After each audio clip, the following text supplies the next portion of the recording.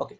So in OpenID Connect, it defines set of authentication flows. If you are familiar with OAuth2O, you know OAuth defines set of grant types.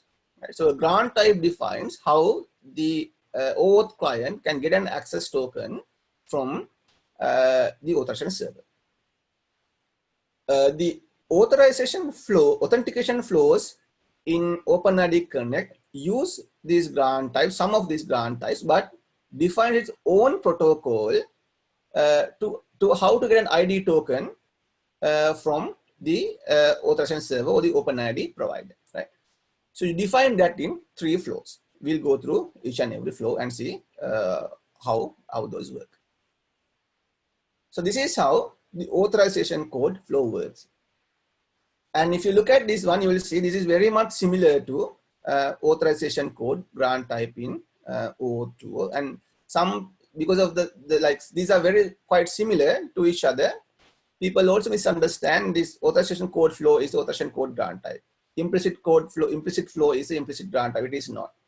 Authorization code and flow and all the other flows in OpenID Connect, it adds a lot of value to the grant types that are defined in OAuth2O. So let's see how the authorization code flow works. So this is a client application, and don't think that about the single page apps yet. So think about this is just a web app, right? So we'll talk about SPS later. So you have a web app. So this user wants to authenticate, and the client application will redirect the user through the browser user agent to the web browser to the authorization server's authorized endpoint. That's number 1. Then authorization server will find out this user doesn't have a session and will redirect user again or send a 200 response back to get the user's credentials, right? And if you look at the number 1 arrow, the request generated from the client to the authorized endpoint, it includes some parameters. So one critical parameter is scope. If you use OpenID, any of the OpenID Connect flows, you must set scope value to OpenID. It's a must, right? The value of response type, it changes by different authentication flows. If you use authentication code flow, then you must use code as a response type, right? It's a must.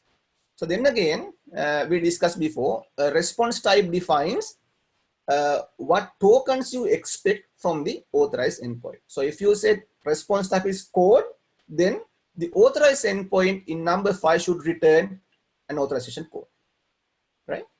Then the authorization server, the authorized endpoint can return this code in multiple ways. You can send that in a query parameter, you can send this as a URL fragment, or else you can send this as a HTML form post, right? So these are the common ones.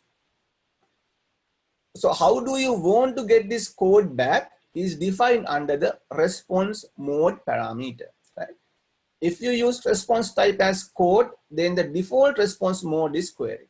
So that means you get this authorization code in the response to the redirect URI as a query parameter, right? So you get this query parameter, the client, then the client in step 6 will exchange this code to an access token, refresh token, and ID token, right? So in addition to the OAuth2 authorization code grant type, you get an ID token, right? In the step 6, optionally, the client can authenticate to the authorization server, right? So this is how the authorization code flow works. So we'll dig into detail as we go on, like how you fix some security issues, those stuff later on. Fine. Yeah, so yeah, okay. So we'll discuss security issues as we go on. This is a sequence diagram of the authorization code flow, the same thing, right? You can see how the exact interactions happen between these 3 entities, the browser, client, and the authorization server.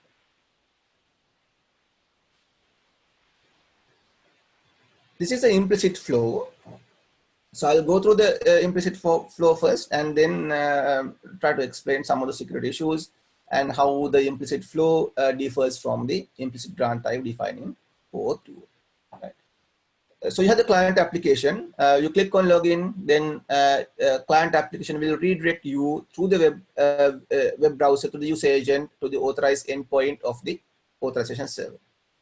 And if you look at that request, number 1 arrow, once again, for any authentication flow is in OpenID Connect, you must use OpenID as a scope, right?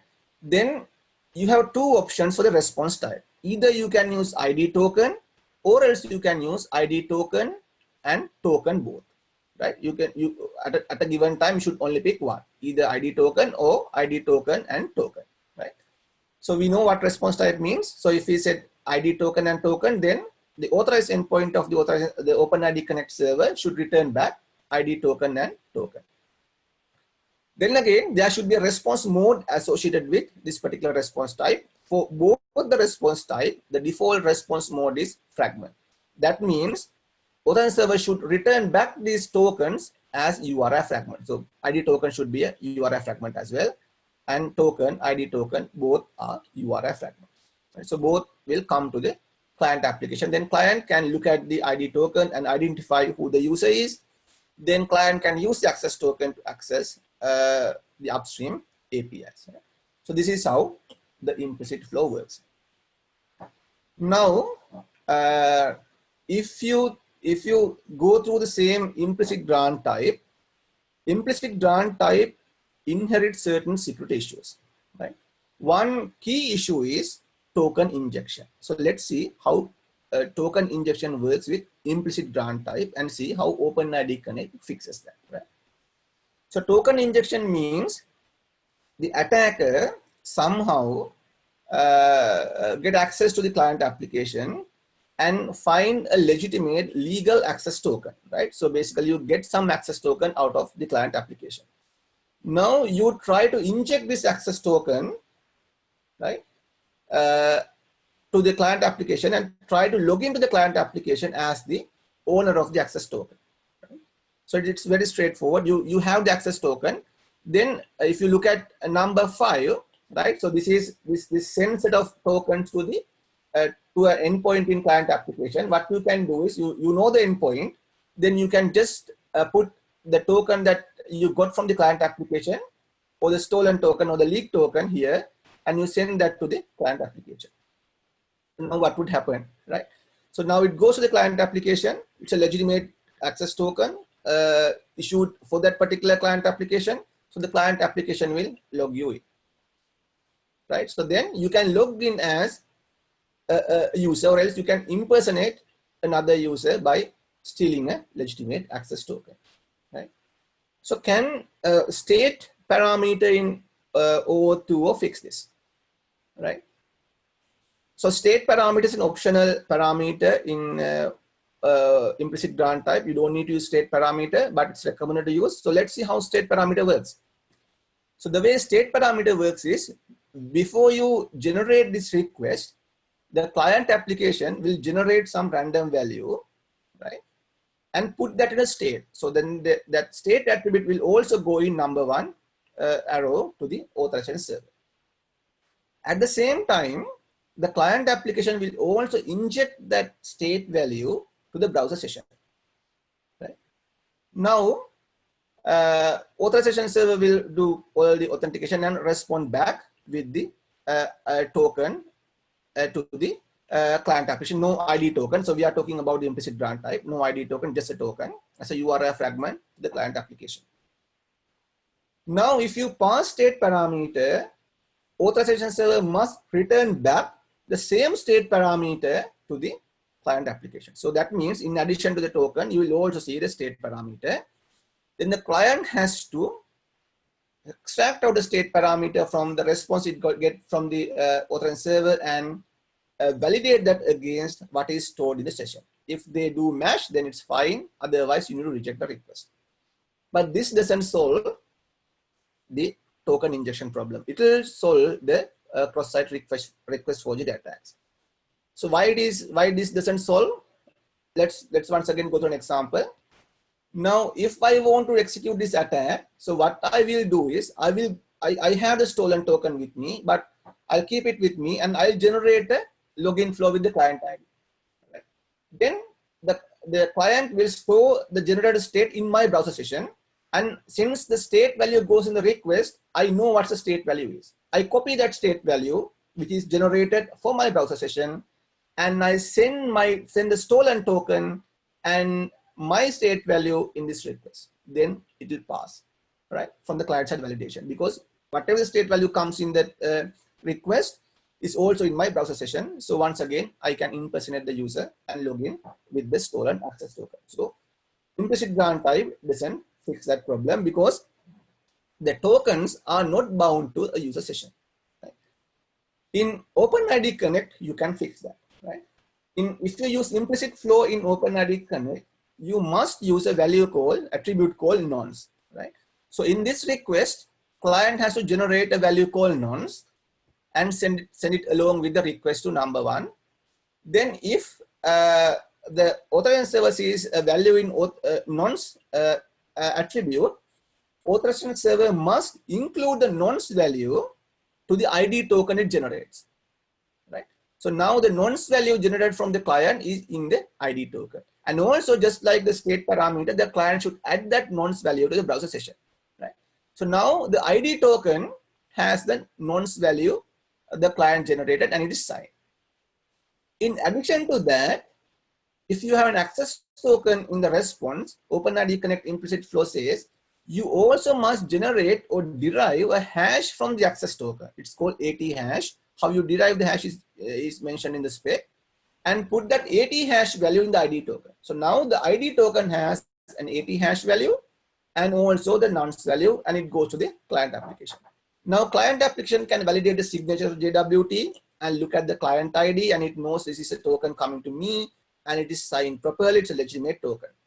Then it will look at the nonce value, and nonce value in the token matches with what's in session. So it's a ID token which is bound to that particular user's browser session. That also passes. Then it will calculate the hash of the access token and then see whether that's the value in the AT hash of the ID token. Then it's fine. Then you can let the user access the application. Right? So basically what happens is you bind the access token to the ID token, then bind the ID token to the browser session. So that means you bind the access token to the browser session. Now, if I try to inject my access token, it won't pass. Right? Any questions on that? Yes, I heard like you're binding them and everything is there in session. So why did not pass in the second case? I missed that. Second case. Okay. The reason is, okay, so let's say now you have the access token, right? So I steal your access token, right? Yes. Now let's say I somehow from here I get the access token, right? Then I don't know your nonce value, right? So nonce value is in browser session? Yeah, so I know the nonce value in my browser, right? Yes. I don't know the original nonce value associated with this particular token at that time this token was issued to. Right? Now, Okay. if I try to replay both ID token and access token, right? Then ID token has a nonce value too. It is signed, right? But I might have stolen the ID token too. But that's not the value in my browser session. Okay. So there is something nonce value which is in the client application and which is not in the browser. Something in the ID token, right? So when you initially generate this request in a legitimate manner, ID token will have the victim's browser's nonce value, right? And it is signed. Now the attacker steals this ID token and token both. Now the ID token has the victim's browser's session value. But when the request is generated from the client application, my browser nonce value is different from what is in the ID token. Okay. Okay. Right? Thank you. So that's how you can prevent it. Any other questions? Okay.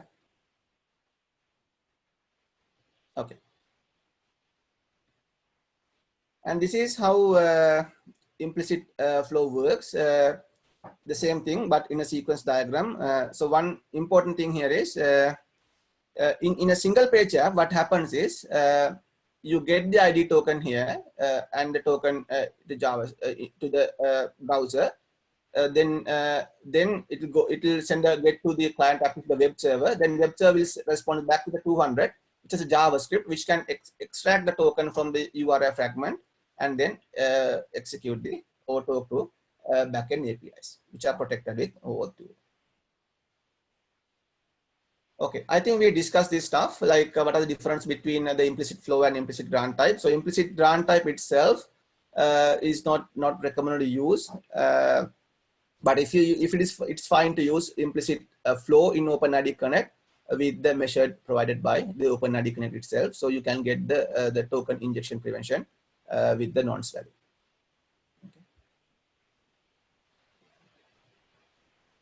Yeah, so this is the OAuth working group recommendation even. So you should not be using any of the even any token which comes to the URL fragment if the tokens are not sender constrained. But if you're using OpenID Connect, the OpenID Connect makes these tokens sender constrained.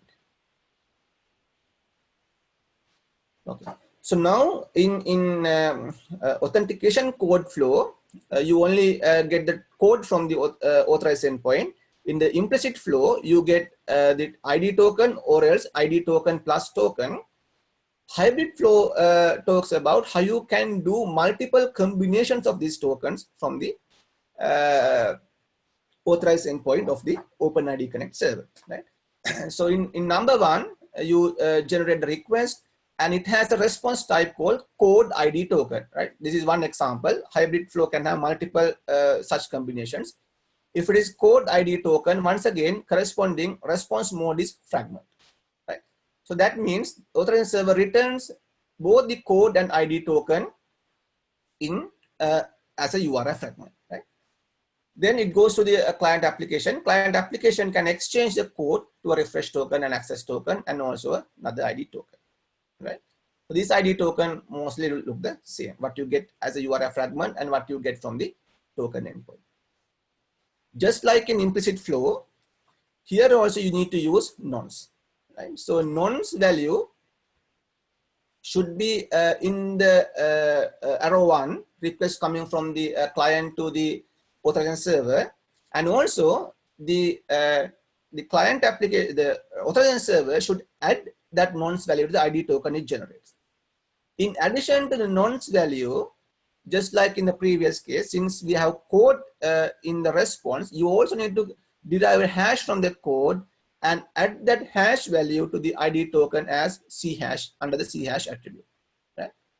So that will prevent code injection attacks in the same way how we explained that with the implicit flow. Right? So that means we bind code to the ID token, we bind ID token to the user session. So indirectly we bind code to the user's browser session. Okay? And also it's recommended, like if you're using code flow, you can also use the PXE profile proof key for code exchange that will add more prevention for code interception attacks. The other one is hybrid flow. The other pattern is code token.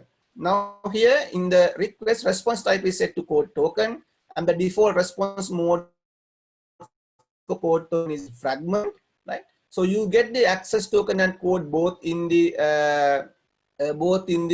response, right? As a URL fragment, then you can exchange this code to an ID token and a refresh token.